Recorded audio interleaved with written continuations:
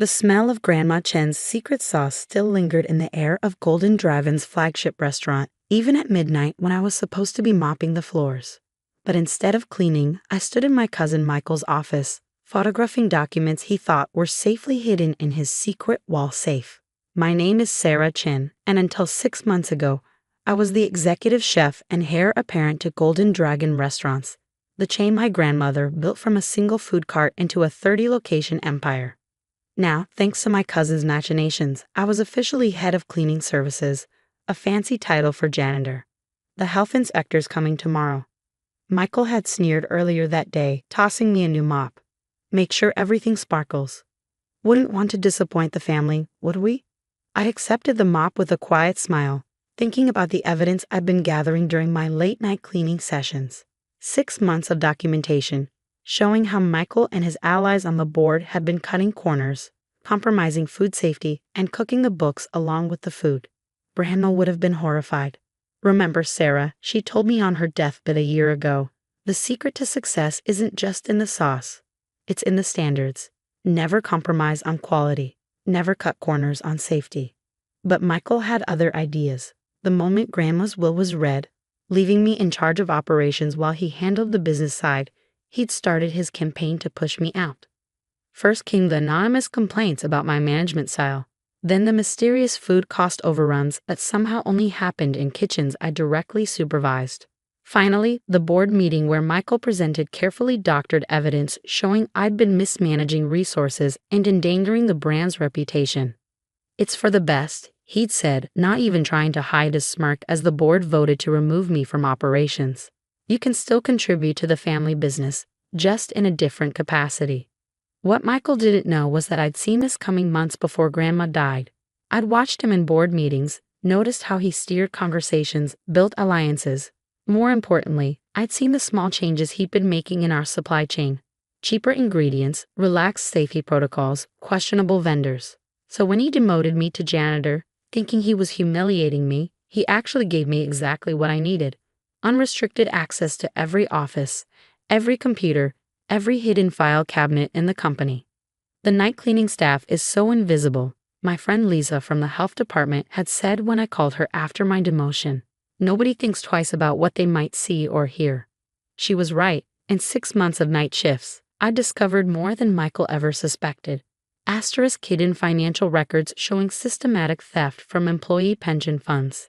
Emails documenting kickbacks from suppliers providing substandard ingredients. Forged food safety inspection reports. And most damning of all, proof that Michael had been deliberately sabotaging kitchens under my supervision to build his case against me. But tonight's discovery was the biggest yet. In Michael's secret safe, I found documents showing he'd been using the restaurant to launder money for some very dangerous people. No wonder he'd been so desperate to gain full control of the company. My phone buzzed, a text from Lisa. Health inspection still on for 9 a.m. All inspectors briefed on what to look for. I smiled, thinking about the electronic trail of evidence I'd already sent to the FBI's Financial Crimes Division. Tomorrow's health inspection was just the visible part of the trap. Finishing my photography, I carefully returned the documents to the safe. Michael was so confident in his victory that he still used Grandma's birthday as his safe combination. That kind of arrogance was about to cost him everything. Still here, Sarah? The night security guard, Joe, poked his head in. He was one of the few employees who still treated me with respect. Just finishing up, Joe. Want to make sure everything's perfect for tomorrow's inspection. He nodded sympathetically. What they did to you wasn't right. Your grandmother would have never stood for it. No, I agreed quietly. She wouldn't have. And after tomorrow, she wouldn't have to. Back in my small apartment, I reviewed the evidence one last time. Every document was dated and notarized. Every photo was timestamped. Every audio recording was crystal clear. 6 months of careful documentation, all leading to tomorrow morning. Opening my laptop, I typed out one last email to the board members who weren't involved in Michael's schemes. They deserved a chance to distance themselves before everything exploded. Dear board members, tomorrow at 9 a.m., health inspectors will visit all Golden Dragon locations simultaneously. What they find will trigger multiple federal investigations. Those who cooperate quickly will fare better than those who resist.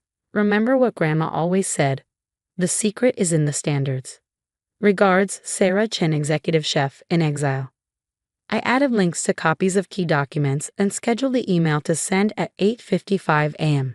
Just enough time for the innocent board members to avoid being caught in the blast radius, but not enough time for Michael to mount a defense. My phone buzzed again. Another text from Lisa. Teams in position at all locations.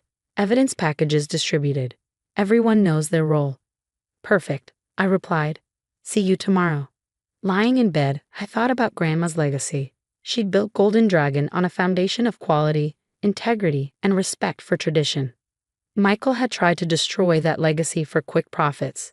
Tomorrow, he'd learn that some traditions are worth protecting. The next morning, I arrived at the flagship restaurant early, mop in hand. Through the kitchen windows, I could see teams of health inspectors gathering in the parking lot.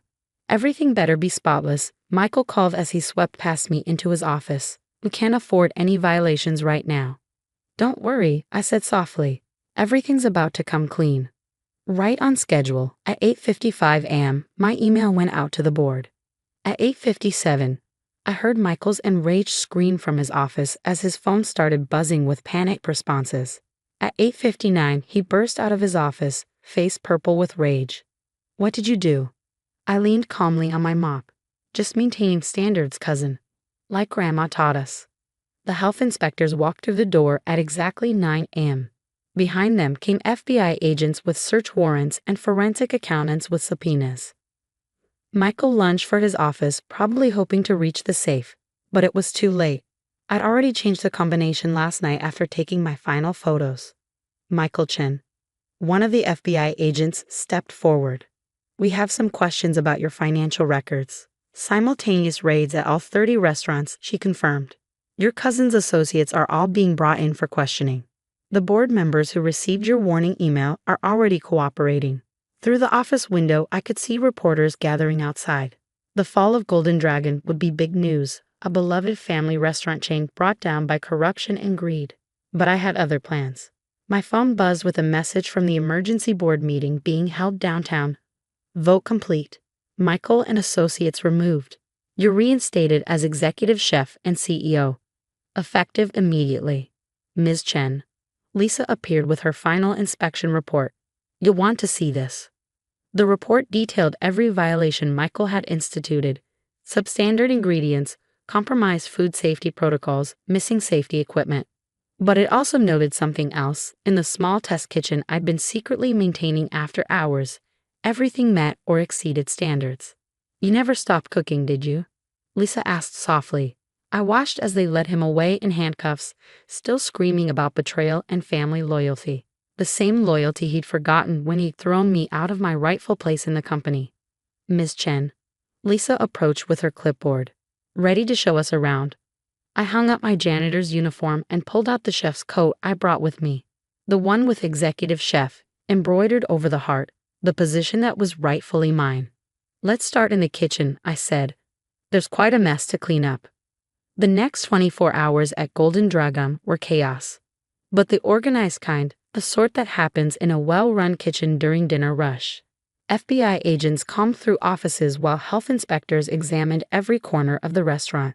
I moved between them, providing documentation and answering questions, watching Michael's empire crumble receipt by receipt. We found everything exactly where you said it would be, Janitor told me, carrying another box of evidence from Michael's office. The money laundering records, the falsified health reports, the supplier kickback documentation. It's all here. I nodded, thinking about those long nights spent photographing documents and recording conversations. What about the other locations? Every night, I confirmed. Testing recipes, maintaining quality, documenting everything. Someone had to keep Grandma's standards alive. The next few weeks were a blur of reorganization and renewal. With Michael and his conspirators gone, I began the painstaking process of rebuilding Golden Dragon's reputation. Each restaurant needed deep cleaning, retraining, and a return to proper standards. But I had help. The employees who'd been silenced under Michael's regime came forward with information, eager to restore the company's integrity. Suppliers who'd been forced into kickback schemes provided evidence against Michael while negotiating new legitimate contracts. 1 month after the raids, I stood in the flagship restaurant's kitchen, addressing the assembled staff. The kitchen gleamed with new equipment, and the air smelled right again, like Grandma's secret sauce, made properly with quality ingredients. Golden Dragon was built on 3 principles. I began, looking at faces both old and new. Quality in our food, safety in our kitchens, respect for our traditions. My grandmother understood that success comes from maintaining standards, not cutting corners. I gestured to the newly installed transparency window, where customers could watch their food being prepared. From now on, everything we do will be in the open. No more secrets, no more compromises. The changes went beyond just the kitchens. I instituted new financial oversight measures, regular independent audits, and an anonymous reporting system for employees to flag concerns. The board was restructured to include food safety experts and veteran chefs alongside the business executives. But the most important change was in the company's culture. No more would dedicated employees be pushed aside for raising concerns. No more would profit margins outweigh food quality and safety. 3 months after Michael's arrest, I received a letter from the district attorney's office. Michael had taken a plea deal, agreeing to testify against his criminal associates in exchange for a reduced sentence. He'd still serve significant time for financial fraud and endangering public safety. Your grandmother would be proud. Joe, the night security guard who'd helped me gather evidence, said as he showed me the newspaper coverage, "You saved her legacy." "We saved it," I corrected him. "Everyone who kept quiet, watched, and documented. We all played a part." 6 months later, Golden Dragon was thriving. Our reputation for quality had actually been enhanced by how transparently we handled the crisis. Customers appreciated knowing that someone had stood up for their safety, even at personal cost. I still spent most evenings in the kitchen, cooking alongside my staff, maintaining the standards Grandma had established. But now, late at night when the restaurants were quiet, I didn't have to sneak around gathering evidence. Instead, I could focus on what I loved, creating new recipes, training young chefs, and honoring the traditions that had made Golden Dragon special. 1 year to the day after the health inspection that changed everything, I hosted a special dinner service. The guests included Lisa from the health department, Agent Torres, and key employees who'd helped expose Michael's schemes. The menu featured all of Grandma's classics, made exactly to her specifications. A toast, Lisa proposed, raising her glass. To standards worth fighting for. I touched the locket I wore containing Grandma's picture. To legacies worth protecting. That evening, after the guests had gone, I sat in my office, my rightful office, reviewing plans for Golden Dragon's future. We were expanding again, but sustainably this time. Each new location would uphold the standards Grandma had established, the principles I'd fought to restore.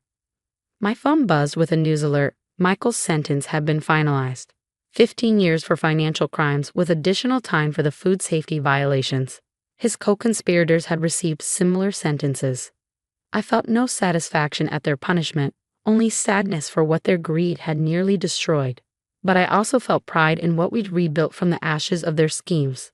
Opening my desk drawer, I took out Grandma's old recipe book, the real one, not the modified version Michael had tried to use. Its pages were worn with use, stained with sauce and spices, marked with her handwritten notes about quality and care. "The secret isn't just in the sauce," I whispered, remembering her words. "It's in the standards." She'd been right, of course. Standards weren't just about food safety or financial integrity. They were about character, about choosing to do things the right way even when no one was watching.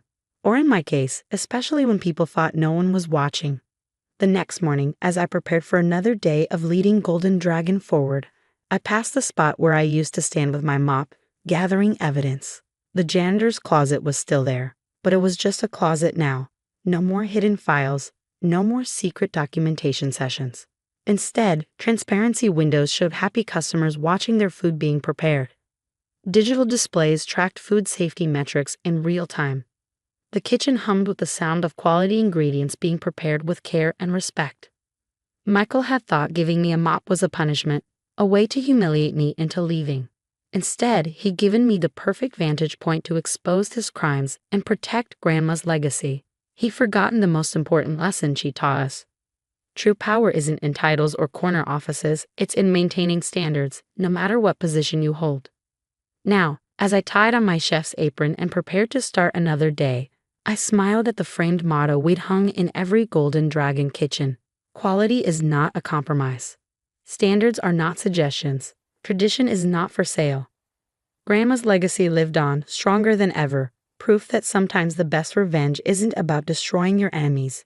It's about preserving what's right, protecting what matters, and proving that quality always wins in the end. And sometimes, the person with the mop turns out to be the most powerful person in the room.